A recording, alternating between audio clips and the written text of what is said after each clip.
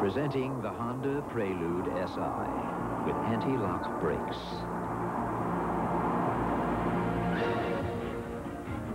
Never get behind a camera without one.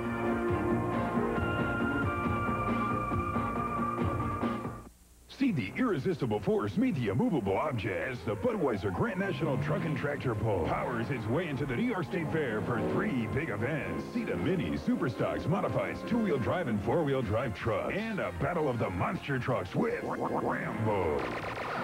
Tickets are on sale now at the Fair box office, all Ticketmaster locations, or order by phone. It's the Budweiser Grand National, welcomed by the Heart of New York Chevy dealers, August 31st and September 1st at the New York State Fair. Dear Folgers, I tried the Folgers switch on 3 of my fellow sisters. Instead of our usual ground coffee, I made Folgers crystals. They all complimented me on the taste and aroma. "You do make wonderful fresh brewed coffee," was repeated more than once. They never realized it was Folgers crystals. People who thought they were drinking fresh brewed coffee were secretly switched to Folgers crystals. Tastily yours, Sister Mary Norbert Bauer. I'm heating 1,500 square feet with this Alaska Stoker stove, and I did not have to build a chimney to install it. Now, in the middle of winter, you too can start heating your entire home less expensively because you don't need to build a chimney to install an Alaska Stoker stove. Start saving now. You don't have to wait until next year to turn off that expensive electric heat. To find out more, call 1-800-HOT-BTUs. Enjoy the fair August 22nd through September 2nd. This is always our biggest sale of the year because it's a store-wide sale. And this year, our manufacturers have been forced to unload thousands of rolls of better quality carpet at incredible discounts, including DuPont Certified Stainmaster.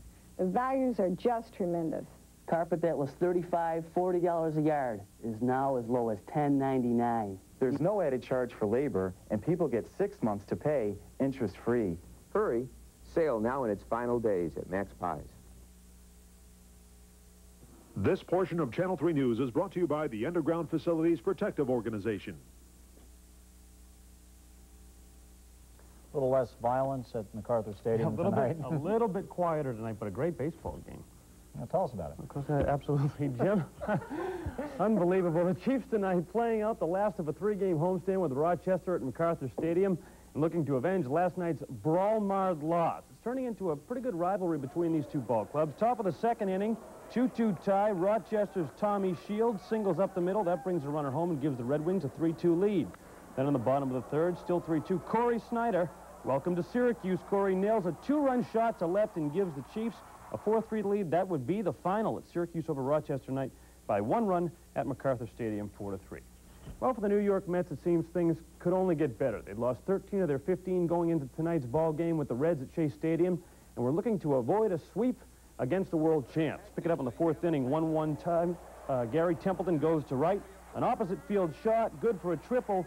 Greg Jeffries comes in to score and gives the Mets a 2-1 lead. Then in the 9th, still 2-1, 1 man on. Sabo singles to left.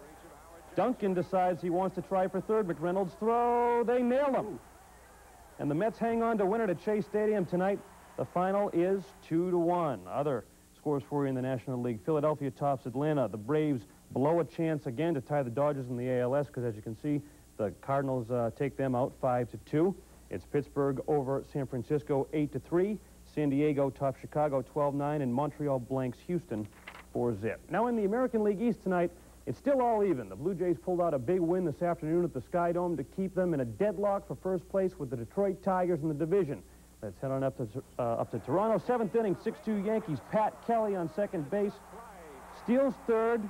The throw goes into left field, and the Yanks go up 7-2. Jays come back, though, 8th inning. Devon White, a high chopper to Kevin Moss, but instead of going home, they go to first base. Gonzalez scores, makes it 8-7 Blue Jays, the final on that one. The Blue Jays come out on top, 11-7. Detroit beats Seattle, so they stay tied for first place in the AL East. Baltimore tops Minnesota 7-3. It's Texas over Kansas City 8-4-11. California beats Boston 9-5. Hank Lucas, sorry to see that. Milwaukee over Oakland 8-2, and Cleveland beats Chicago 3-0. To golf now, and an exciting finish today at the PGA's World Series in Akron, Ohio. It took a sudden death playoff for Tom Pertza to finally beat out Jim Gallagher and Davis Love III to win the event. An exciting fourth and final round. Here's Jim Gallagher on the 16th. Look at this shot. He nails the birdie to go 1 under and 1 shot behind Purzer. Then to Davis Love on 17 for birdie, and he'd be at 1 under. But then on the second hole of the sudden death, Tom Purzer nails a short putt for par. Gallagher and Love both bogeyed the hole, and Purzer comes out on top. And now we've got some local golf from this afternoon. The $1 Million Shootout at the Drumlins Country Club. Here's our David Ryan. We showed you this at 6 in case you missed it. You got to see this. Ryan going for a hole-in-one and $1 million. You don't see the ball anywhere there. But David wasn't alone. We're told the closest anyone got to the hole was 21 feet, and that was good for a 1-year membership to Drumlins. Not bad, but far from $1 million. History was made today in track and field. Carl Lewis set a new world record in the 100-meter dash. This was just incredible. Lewis taking on his teammate and world record holder Leroy Burrell today at the World Track and Field Championships in Tokyo. Lewis ran the race today in an amazing 9.86 seconds, knocking off Burrell's previous mark of 9.9. It's also the greatest race in the history of track, as 6 runners finished in under 10 seconds, all setting personal bests. So Lewis is back on top once again, the so-called fastest man in the world. And Al Unser Jr. is atop the Indy Car world tonight after narrowly beating out his rival, Emerson Fittipaldi, today. In the city of Denver, the race is run right on the streets of downtown. A pretty exciting race today. There it is for you. Michael Andretti and Bobby Rahal in a collision here. Andretti into the wall. He gets back into the race, though, miraculously. But it'd be Al Unser Jr. who took the lead in the 7th lap. He held it all the way in. Here he is crossing the line just in front of Fittipaldi. Now, we move on to more racing today in the Belgian Grand Prix. Defending champ Ayrton Senna finished just in front of Gerhard Berger to win the event. Brazil's Nelson Piquet finished 3rd. With the win, Senna takes a commanding 50-point lead in the world standings. So, interesting race today. Denise, our director, will be happy to see that. She's a big World Grand Prix racing fan. Now, Carl Lewis, he's a veteran runner, and he's now the fastest man in the world now. Well, the 100-meter champion. 9.86? 9.86 seconds. That is fast. It also was win legal yesterday. The wind was blowing behind him. So we ran a record time yesterday, but the third fastest time ever. The wind helped him, so... Oh, well. Good to see him run like that.